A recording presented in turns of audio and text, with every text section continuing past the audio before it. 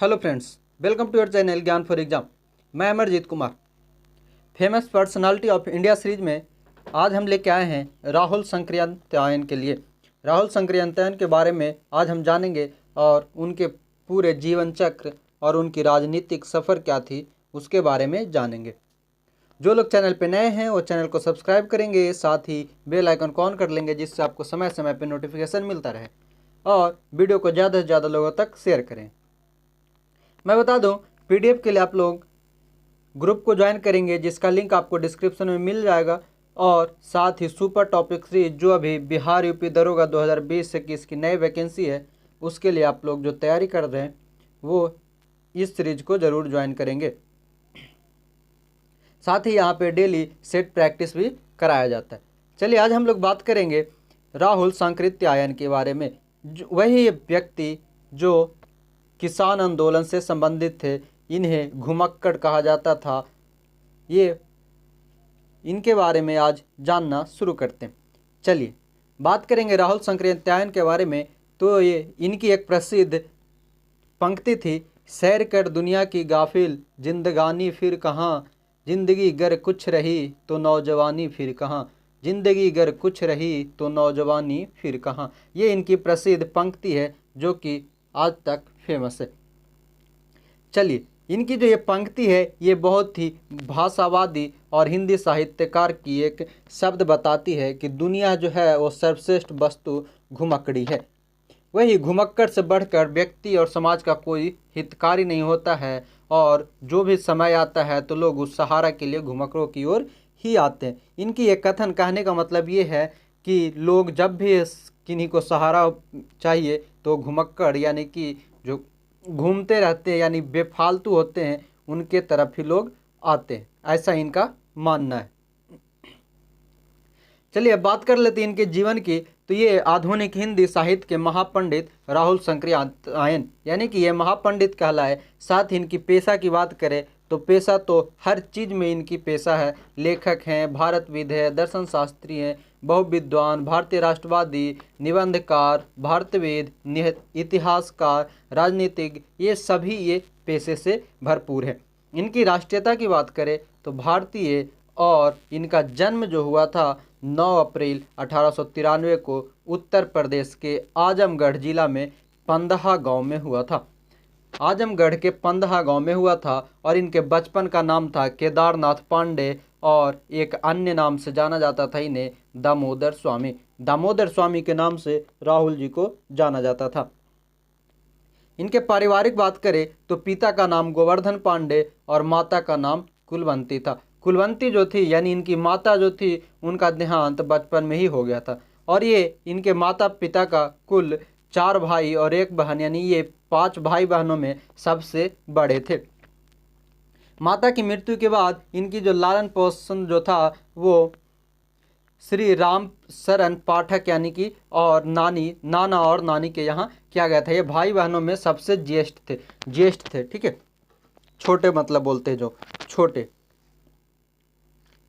अब बात करें तो प्रीतकुल, इनकी जो प्रीतकुल था यानी कि कुल जो थे संकृत्य गोत्र के ये थे। इनकी प्रारंभिक शिक्षा जो थी गांव के ही मदरसे में हुई थी, और विवाह भी इनको बचपन में ही हो गया था। विवाह के कारण ही विक्षिप्त होकर के इन्होंने अपना घर त्याग दिया, और घर त्यागने के बाद ये जा कर के एक मठ में यानी कि ऋषि मुनि के यहाँ मठ में जाके निवास किया, पर वहाँ पर भी इनको मन नहीं लगा क्योंकि ये इनकी जो मन थी वो घुमक्कड़ प्रवृत्ति की थी। वहाँ पर भी इनको मन नहीं लगने के कारण ये वहाँ से छोड़ करके आगे चले गए, और पहले बार वहाँ से निकल के वाराणसी को गए।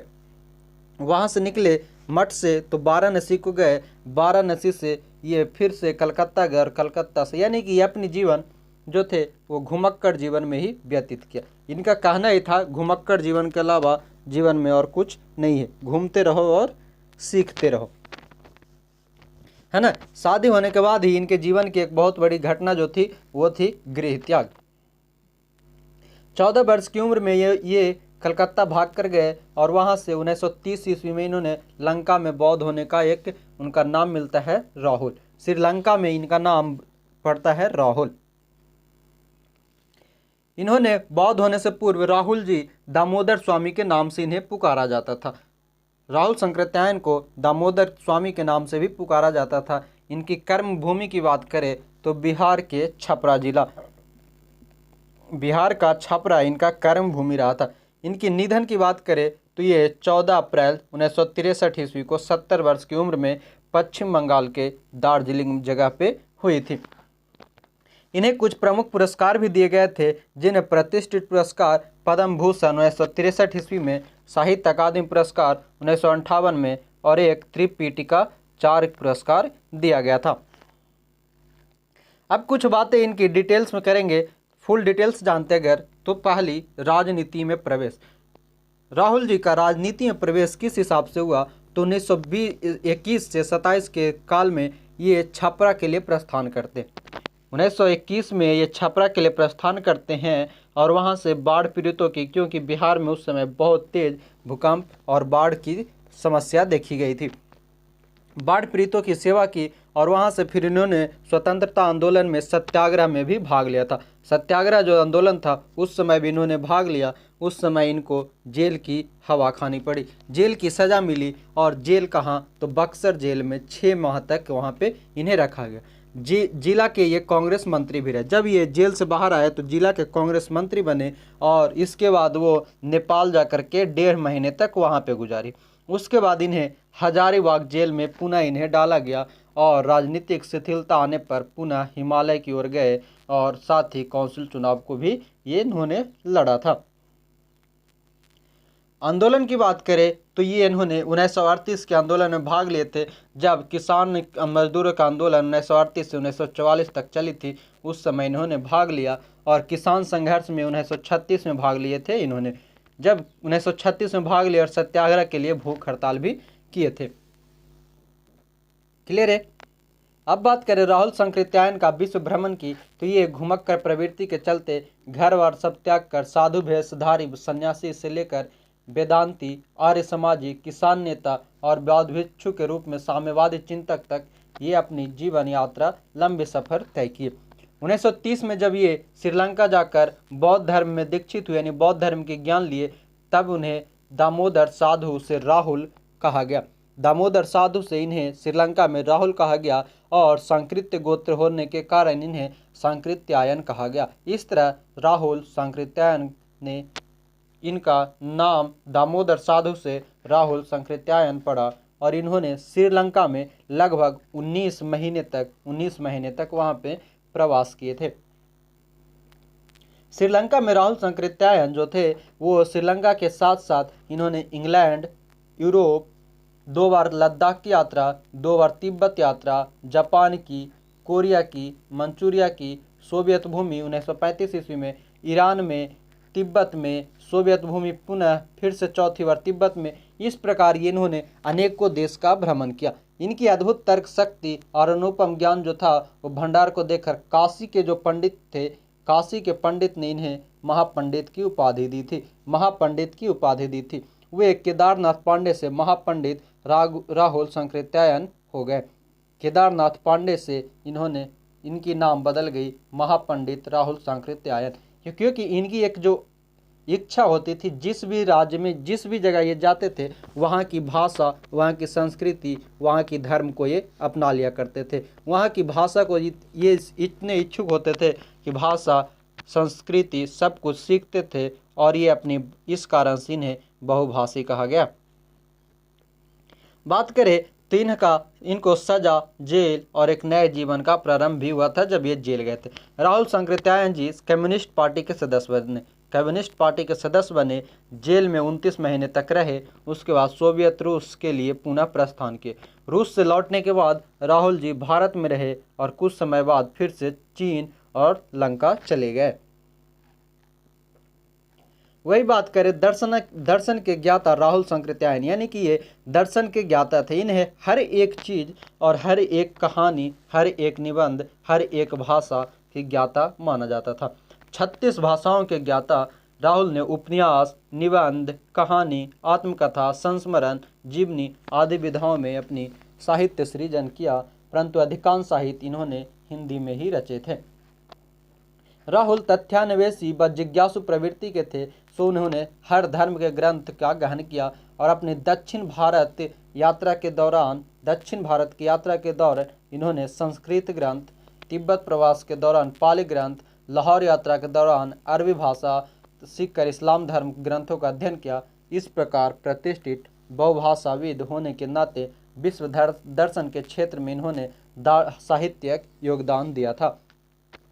राहुल जी जो थे, इन्होंने लगभग 36 भाषाओं के ज्ञान के साथ साथ जो क्षेत्रीय भाषाएं होती थी उन भाषाओं में भी अपने ज्ञान को प्रबल किए और लोगों को अपनी पहचान बनाए।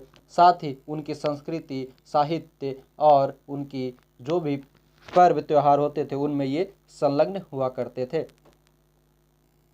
इनकी घुमक्कर प्रवृत्ति की बात करें तो राहुल संकृत्यायन बचपन से ही घुमक्कर प्रभाव के रहे थे। 1923 में इनकी विदेश यात्रा की सिलसिला शुरू होती है और इनका अंत जो होता है विदेश यात्रा के अंत वो होती है जीवन के साथ, यानी कि मृत्यु के साथ ही। ज्ञान अर्जन के उद्देश्य से प्रेरित राहुल जी ने अपनी यात्रा के अनुभवों को आत्मसात करते हुए घुमक्कर शास्त्र की रचना भी किए थे। घुमक्कर शास्त्र की रचना राहुल संकृत्यायन जी ने किया था।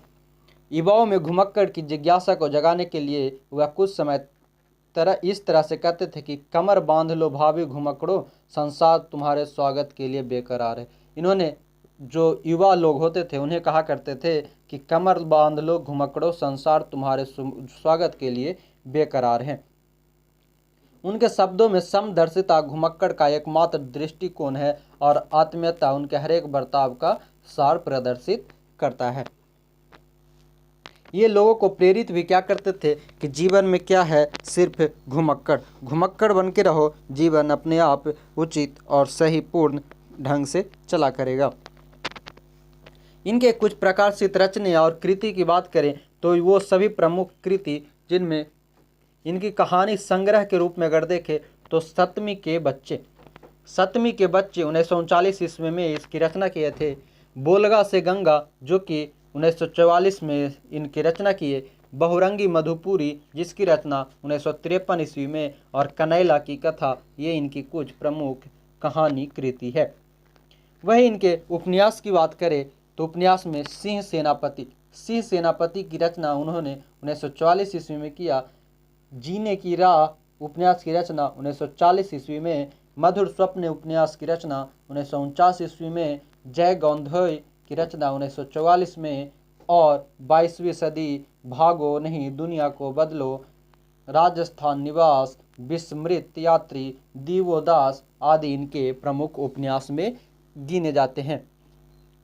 प्रमुख रूप से इनकी जो उपन्यास में अगर देखें तो मधुर स्वप्न, भागो नहीं दुनिया को बदलो और 22वीं सदी, ये उनके कुछ प्रमुख उपन्यासों में गिने जाते हैं। इनके जीवनी की बात करें तो इन्होंने कार्ल मार्क्स की जीवनी 1954 में, स्टालिन की जीवनी 1954 में, माओ त्से तुंग की जीवनी 1954 में, पृथ्वी सिंह की नए भारत के नए नेता, बचपन की स्मृतियाँ, अतीत से वर्तमान, लेनिन, घुमक्कर स्वामी, मेरे असहयोग के साथी, जिनका मैं कृतज्ञ, वीर चंद्र सिंह, गढ़वाली, सिंह घुमक्कर जयवर्धन, कप्तान लाल, सिंहल के वीर पुरुष, महामानव बुद्ध, ये सभी इनके प्रमुख जीवनी है। इन्होंने अन्य कई राज्य में गए और वहाँ के जो भी प्रभावशाली व्यक्तित्व थे उनसे प्रभावित होकर के उनके बारे में और उनकी कृति को अपने साहित्य में इन्होंने जगह दी और उनको अपने साहित्य और अपने बुक में उसके उकेरा। वही इनकी यात्रा साहित्य की बात करें तो ये श्रीलंका गए, साथ ही जापान, ईरान, किन्नर देश की ओर, चीन से क्या देखा, मेरी लद्दाख यात्रा, मेरी तिब्बत यात्रा, तिब्बत में 1.25 वर्ष, रूस में 25 माह, घुमक्कर शास्त्र, ये सब इनकी यात्रा साहित्य। यात्रा साहित्य उसे कहा जाता है जो कि वो अपनी यात्रा वर्णन के दौरान जो अपनी यात्रा को जो प्रदर्शित करता है, उनकी आने जाने की और यात्रा के समय बीते कुछ पल को उसमें व्यतीत किया जाता है, इसे ही यात्रा साहित्य कहा जाता है। जिनमें इन्होंने हर एक वो देश की यात्रा की और उसकी साहित्य में उकेरा, जिससे कि उनकी आगे चल करके यही पहचान मिली साहित्यिक और बहुभाषी के रूप में इन्हें जाना गया। उम्मीद है आप लोग को वीडियो पसंद आया होगा। पीडीएफ के लिए आप लोग ज़रूर ग्रुप को ज्वाइन कर लेंगे, साथ ही जो लोग नए हैं वो सुपर टॉपिक सीरीज को ज्वाइन करेंगे।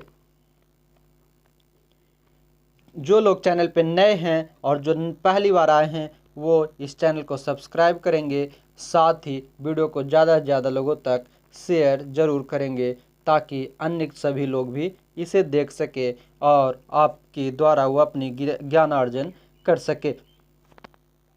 इसी के साथ जय हिंद, धन्यवाद।